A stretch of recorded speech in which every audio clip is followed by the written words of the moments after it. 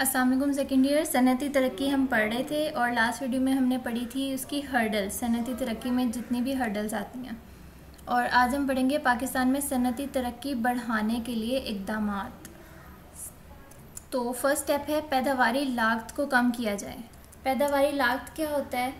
Manufacturing cost, जो raw material है उसको परचेज़ करना, फिर अगर वो बाहर किसी मुल्क से इंपोर्ट करा रहे हैं तो उसके इंपोर्ट के लिए चार्जेस लगेंगे, फिर उसकी कस्टम क्लियरेंस के लिए चार्जिंग लगेंगे, फिर पोर्ट से लेके इंडस्ट्री तक जितने ट्रांसपोर्ट का ख़र्चा होगा।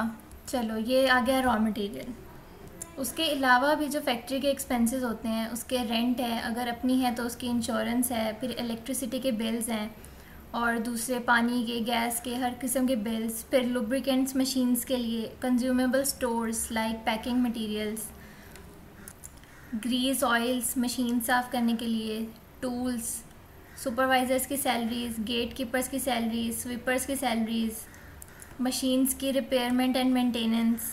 फिर जब प्रोडक्ट तैयार हो गई है तो उसकी लोडिंग, अनलोडिंग, उसको पहुंचाना, इस सब पे जितने भी एक्सपेंसेस लगते हैं उनको कम से कम रखना है।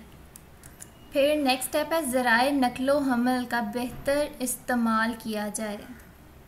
मीन्स ऑफ ट्रांसपोर्ट इंडस्ट्रीज़ के लिए कौन कौन सी यूज़ होती हैं? लोरीज़ होती हैं, बड़े बड़े ट्रक्स होते हैं। उनका बेहतर इस्तेमाल किस तरह करेंगे? एक तो टाइम पे पहुंचाएं जहां पहुंचाना है, दूसरा ज़्यादा से ज़्यादा लोडिंग हो उसमें। थर्ड स्टेप है ज़राअत को तरक्की दी जाए, और ये पहले भी डिस्कस किया था। ज़राअत को तरक्की देने से क्या होगा? रॉ मटेरियल ज़्यादा बनेगा, रॉ मटेरियल जितना ज़्यादा बनेगा उतना हमें इम्पोर्ट कम कराना पड़ेगा, और फिर उससे इंडस्ट्रियल प्रोडक्शन ज़्यादा होगी, इंडस्ट्रियल प्रोडक्शन ज़्यादा होगी तो उसकी सेल ज़्यादा होगी, सेल ज़्यादा होगी तो इनकम ज़्यादा होगी, इनकम ज़्यादा होगी तो इकोनॉमी हमारी स्टेबल होगी। नेक्स्ट है कुदरती वसाइल का अच्छे तरीके से इस्तेमाल किया जाए। नेचुरल रिसोर्सेज कौन कौन से हैं?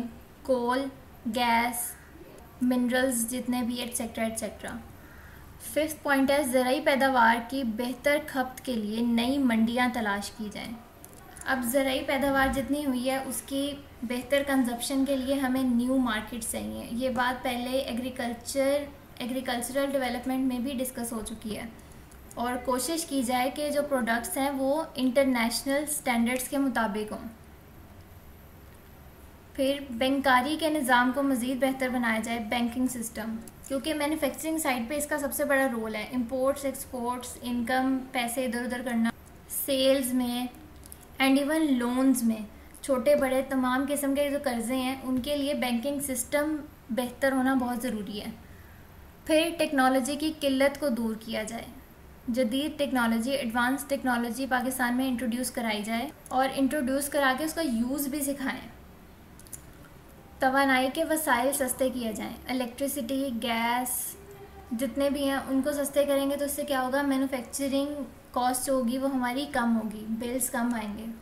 मुल्की हालात में इस्तेहकाम लाया जाए, थोड़ा मुश्किल काम है। मुल्की हालात में इस्तेहकाम लाया जाए और दहशत गर्दी की लानत से छुटकारा हासिल किया जाए। पॉपुलेशन कंट्रोल की जाए, अदायगियों का तवाज़ुन दुरुस्त किया जाए। अदायगियों का तवाज़ुन वही बात जो पहले भी हो चुकी है, एग्रीकल्चर वाले टॉपिक में भी हो चुकी है, और उससे पहले भी। इंपोर्ट्स कम से कम की जाए और एक्सपोर्ट ज़्यादा से ज़्यादा की जाए, ताकि ये जो बैलेंस ऑफ पेमेंट है वो स्टेबल रहे। हुनरमंद अफरादी क़ुव्वत में इजाफ़ा किया जाए, स्किल्ड लेबर्स। हुकूमतों की पॉलिसियों में तसलसल कायम किया जाए। ये मेन चीज़ है कि एक लीडर आया, उसने पॉलिसी बनाई, उसका टेन्योर ख़त्म हो गया, दूसरा वज़ीर आज़म आया, उसने पहले वाले की पॉलिसी चेंज करके अपनी ला दी, तो इससे स्टेबिलिटी काफ़ी बिगड़ जाती है।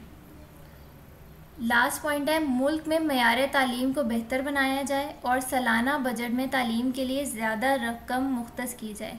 इसका क्या मकसद है? ताकि स्किल्ड पर्सनस में इजाफ़ा हो।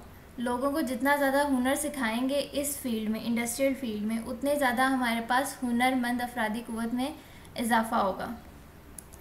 थैंक यू, अल्लाह हाफ़िज़।